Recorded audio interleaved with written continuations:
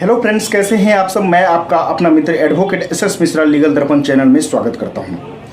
Friends, आज मैं बात करने वाला हूं कि जब कभी हम इमूवेबल प्रॉपर्टी को खरीदते हैं तो संपत्ति को खरीदने समय, प्रॉपर्टी को खरीदते समय हम पूरा पेमेंट करते नहीं हैं, पार्शियली पेमेंट करते हैं।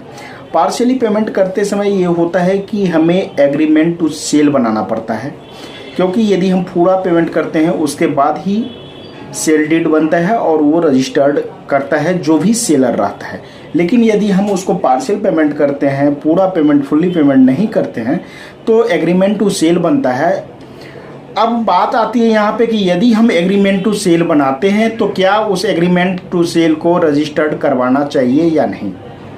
यदि एग्रीमेंट टू सेल को हम रजिस्टर्ड नहीं करवाते हैं तो क्या उस स्थिति में बायर या सेलर दोनों में से कोई भी व्यक्ति, यानी क्रेता और विक्रेता दोनों में से कोई भी व्यक्ति, यदि बाद में जो भी एग्रीमेंट में टर्म कंडीशन लिखा गया है उस एग्रीमेंट और टर्म कंडीशन से पलट जाता है, मुकर जाता है, उसका पालना नहीं करता है, तो क्या उस स्थिति में कोर्ट में वो केस फाइल कर सकता है, उसको कोर्ट से कुछ रिलीफ मिल सकता है।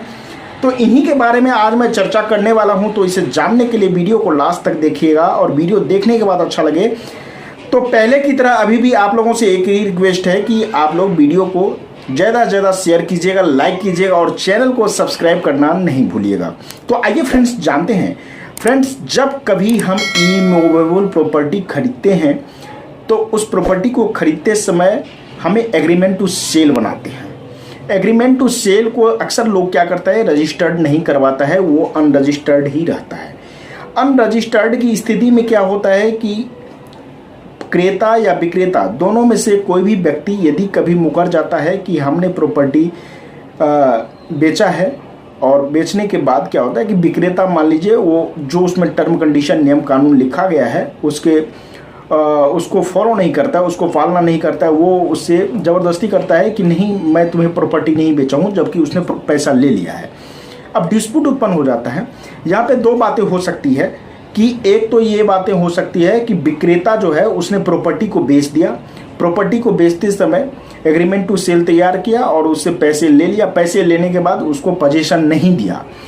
अब पोजीशन नहीं दिया, एक ये स्थिति बन सकती है। दूसरा है कि पार्शियल पेमेंट किया, एग्रीमेंट टू सेल हुआ और उसको पोजीशन दे दिया गया। तो दोनों ही स्थिति में अलग अलग रेमेडी है। और एग्रीमेंट टू सेल क्या है कि रजिस्टर्ड नहीं है। अब पहले बताते हैं आपको कि एग्रीमेंट टू सेल जो बनता है उसको रजिस्टर्ड कराना जरूरी होता है या नहीं। एग्रीमेंट टू सेल को रजिस्टर्ड करना जरूरी होता है, क्योंकि रजिस्ट्रेशन एक्ट का सेक्शन 17 यानी धारा 17 जो है रजिस्ट्रेशन एक्ट का, वो क्लियर करता है कि जब कभी हम कोई इमूवेबल प्रॉपर्टी खरीदते हैं और उसका एग्रीमेंट टू सेल करते हैं और उस प्रॉपर्टी का वैल्यू यदि 100 रुपया है या उससे अधिक है तो उसको रजिस्टर्ड करवाना जरूरी होता है। लेकिन अक्सर आदमी क्या करता है कि करोड़ों की प्रॉपर्टी खरीदता है, लाखों की प्रॉपर्टी खरीदता है, लेकिन कुछ पैसे जो उसको रजिस्टर्ड करवाने में लगेगा उसको वो रजिस्टर्ड नहीं करवाते हैं, जिसकी खामियाजा जो है उसको बाद में भुगतना पड़ सकता है और पड़ता ही है। अक्सर देखने को मिलता है ये चीज़ें। अब पहले वाले पॉइंट पे आते हैं कि यदि व्यक्ति जो है, जो विक्रेता है, उसने पेमेंट भी लिया है और उसको कब्जे भी नहीं दिया है और उसके बाद एग्रीमेंट टू सेल जो है वो रजिस्टर्ड भी नहीं है, तो उस स्थिति में यदि विक्रेता कुछ टर्म कंडीशन को नहीं मानता है, उसको बोलता है कि मैं पेमेंट नहीं लिया हूँ, मैंने तुम्हें ज़मीन नहीं बेचा है, तो क्रेता क्या उस स्थिति में केस फाइल कर सकता है? जी बिल्कुल, केस फाइल कर सकता है और उसको कोर्ट से रिलीफ भी मिलेगी। दूसरी स्थिति होती है कि क्रेता क्या करता है कि पोजीशन में ज़मीन ले लेता है। अब पोजीशन में लेने के बाद कहता है कि नहीं, मैं जो हूँ पूरा पेमेंट तुम्हें कर दिया है, जबकि उसने पार्शियल पेमेंट करता रहता है और एग्रीमेंट टू सेल बना रहता है। तो उस स्थिति में क्या उसको रिमेडी मिलेगा विक्रेता को? विक्रेता को देखिए रिमेडी मिलेगा, लेकिन कोर्ट यही बोलेगा कि आप पहले एग्रीमेंट टू सेल को रजिस्टर्ड करवाइए। लेकिन जहाँ तक एग्रीमेंट टू सेल को रजिस्टर कराने की बात है, वहाँ पर डिस्प्यूट उत्पन्न हो जाएगी।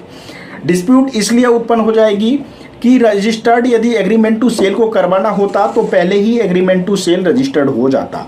लेकिन बात यहाँ पे नहीं ख़त्म होता है, यहाँ पे डिस्प्यूट चालू ही रहेगा कि उसने एग्रीमेंट टू सेल को रजिस्टर्ड नहीं करवाया, जिसके कारण से ये सारे डिस्प्यूट उत्पन्न हुआ। तो यहाँ पे दो स्थिति जो हमने आपको बताया है, एक ये स्थिति कि एग्रीमेंट अनरजिस्टर्ड है और विक्रेता ने उसको पोजीशन नहीं दिया है, तो उस स्थिति में क्रेता के पास राइट है, वो कोर्ट में जा सकता है और रेमेडी मांग सकता है कोर्ट से, रिलीफ मांग सकता है कोर्ट से।